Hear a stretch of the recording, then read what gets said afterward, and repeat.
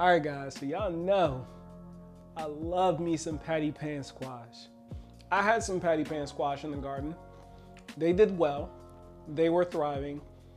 Then the vine borers got to them, and I ended up losing them. So all the patty pan squashes you see me canning up today actually didn't even come out of my garden.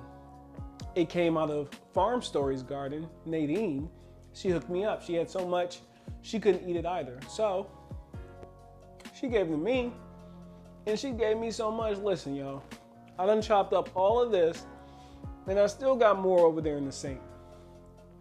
So I want to extend this nice summer crop as long as possible. So what we're going to do is preserve it by canning it up. There is not an approved recipe or method, you get what I'm saying? There's not an approved way to do this in the books. You're not going to find one.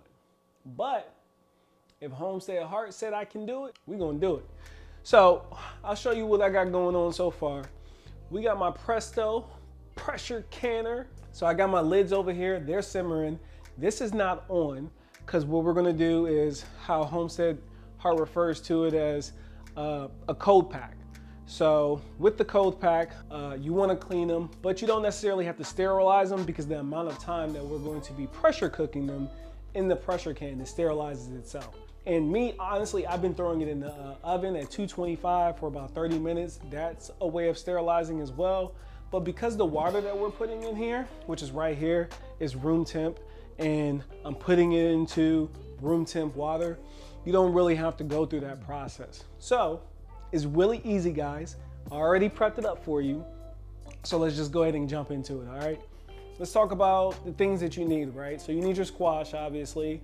My pressure cooker can hold 7 1-quart containers at once, so I have that going. I got my water over here, and then I have my Himalayan pink sea salt. Also, wonderful tip from Homestead Heart. You're going to need a ladle. You're going to need your funnel. You're going to need your debubbler and your magnet. Got that placed over there. Your lid grabber, picker-upper. Your pressure canner, of course. And then the bands and the lids for the cans that you'll be using, all right? Now, I'll let you know that I went ahead and I put 2 tablespoons of vinegar inside of the pressure canner, and there's 3 quarts of water inside of there. My elevation is less than 1,000 feet, so my processing time is going to be based off of my elevation, and the pounds per pressure is also at 10 pounds. That's the little weight that's gonna go on top of the lid. We'll get there though. What we're gonna start doing is start packing our squash. Another cool thing about doing this squash is because it's a cold pack and it's not raw meats and I don't have to worry about everything being hot, what it allows me to do is I don't necessarily, I can get everything pre-staged for the next batch, because as you can see, guys, I got a lot of squash and everything not gonna fit. So one thing that is a little bit of a, it's a little annoying with the patty pan squash is its awkward shape. So this is just room temperature water. I'm just gonna go ahead and fill it in to these quarts, and you're gonna wanna leave 1 inch of headspace. 1 inch of headspace. And for me, in these jars, 1 inch of headspace is right below this section, right below this gap right here. But I'm gonna go ahead and put a little extra water because as I saw with Homestead Hearts, once you debubble it, that goes down a little bit. Now you can fill up all these jars at once if you want to, and then add the water, or do it as I go along like I just did. It's really up to you. Another thing that I do have sitting over to the side that you haven't seen is I got a little bit of vinegar that I'm gonna clean these rims off with before I pack it up. So we'll just go ahead and finish filling this up, and With that awkward form, guys, you're not going to be able to maximize your space as you would with other types of squash that you can cut at a more even form. But that's all right. No worries.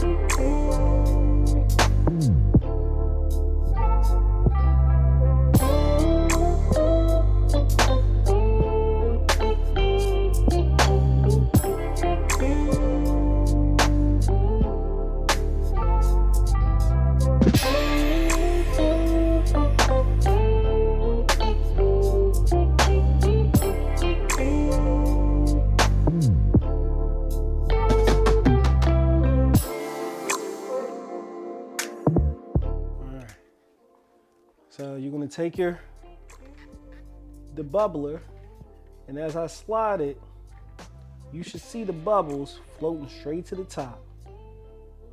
Isn't that cool? You wanna do that 1 or 2 times. All those bubbles coming on up to the top.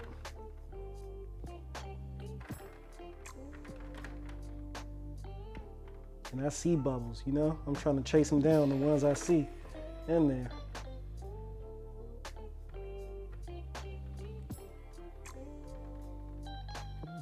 And then I'm gonna check my water again. Okay, we're good to go. Now when it comes with the salt, if you're asking yourself, oh, can I use iodized salt? Because, you know, doctor told me I need iodine. Doctor told me I need more iodine in my diet. Don't do it. Outside of it making your food look cloudy, I don't know if there's actually anything wrong, like whether or not it still be edible. But from what I understand, it just don't look good. Like I said, I don't know if there's any health risk involved with that, but I can tell you from the pros to me, to you, don't do it. Look at that bubble down there. Let's try to get it. Yep, we got her. We got her. Then I got my vinegar right here. Give me a paper towel, and I'm just going to dab that right in the white vinegar, and I'm just going to clean off the rim off all these jars real quick. A little goes a long way.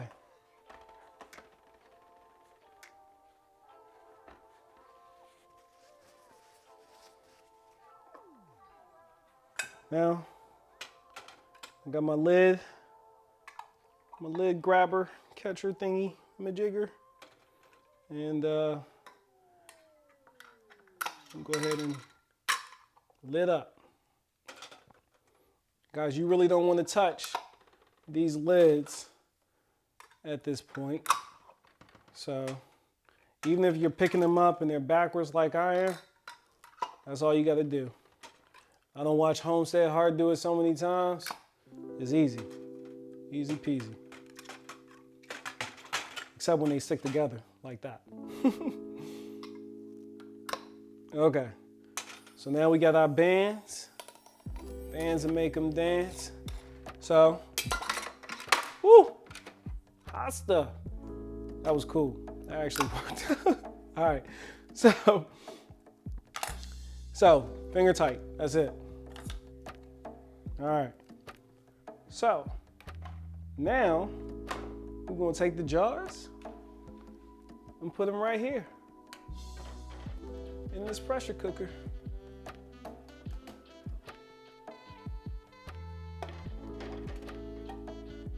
Just like that.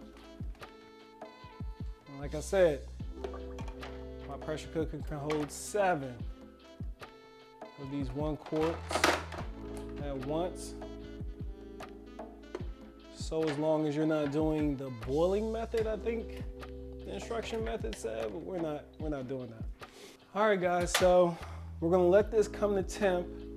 Once we have a steady flow, like, so I have it on a high, medium high heat right now.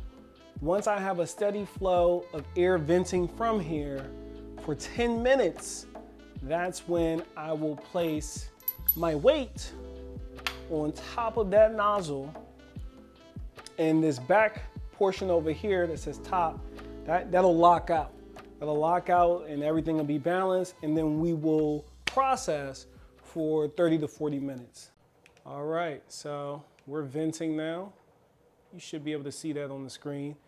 At the very least, you can be able to look down here and you can see its reflection that is steaming off, right? So it just started a couple minutes ago.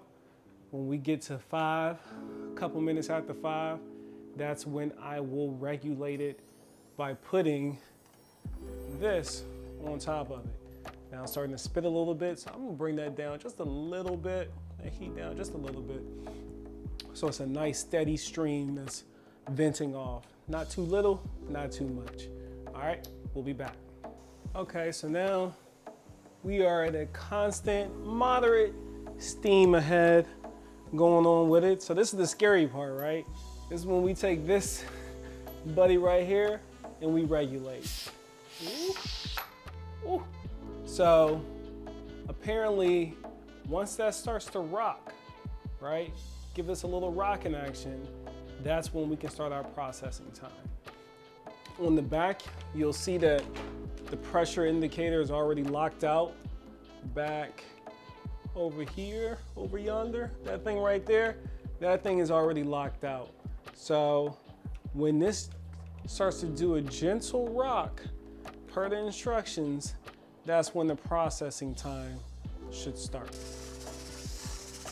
All right, so we got our rocking action. It's bouncing back, so you gotta play with the heat. I think I got it figured out to give it a gentle rock back and forth, but now my processing time can start. So all in all, to get it up to temp to start venting and to get this rocking action, it took us about 30 minutes. And now we're gonna process for about 30 to 40 minutes, and we should be done. All right, I'll bring you back. All right, so we are done processing. What I'm gonna do, go ahead and kill that fire. And I'm gonna move it off the eye.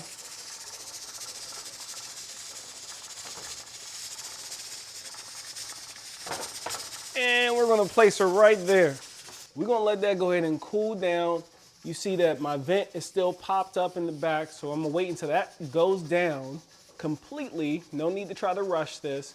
You're gonna leave this on the top if you're working with a Presto canner like myself until it finishes cooling all the way down.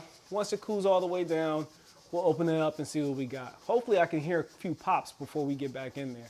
All right, stay tuned. All right, so I'm gonna bring y'all in here real quick so you can see it.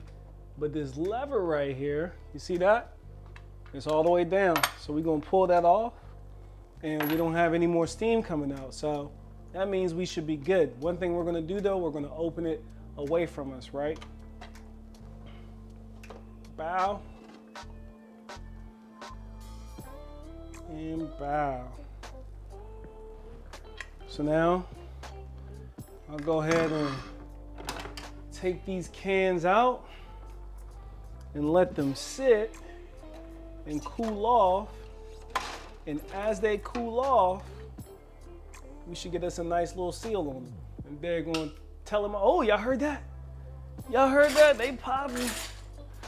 They popping. Oh, they all popping. They all, let's see if we can catch one live. They are going to town.